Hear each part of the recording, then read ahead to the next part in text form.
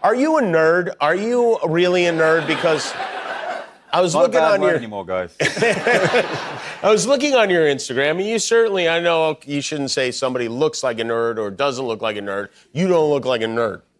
You look like the opposite of a nerd. Right. You look like the quarterback or even, the offensive lineman or something like that. You're a big, handsome, muscular guy, and yet you have hobbies, the hobbies of a nerd. Would you...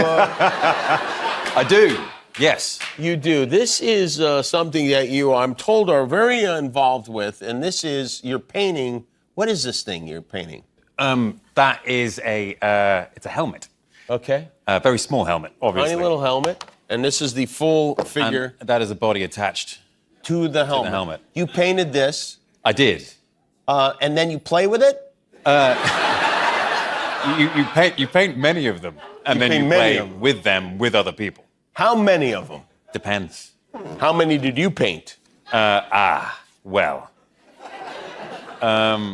Like more than one? It's within the confines of the hobby, we call it our grey pile of shame. Your grey pile of shame? Yeah, because they start off grey, and I have a very large grey pile of shame. Are they metal or are they plastic? They are plastic. They used to be metal, but now they're all plastic. Used to be. This is something, it's called Warhammer, right? Warhammer, yes. It's been around for a long time? It's been around since the 80s. Since the 80s. And you picked up on it when and how? I probably picked up on it late 80s and then really got into it early 90s, went to boarding school, was already unpopular. And you guys didn't have video games. You guys didn't have a Sega Genesis, I guess, is what happened, huh? Well, weirdly enough, my brothers and I all had PCs when we were growing up. And we stole our mother's dining room table, which she's still unhappy about. And we just put all our PCs on there and connected them by a cable and play games that way. To play games? Yeah, yeah.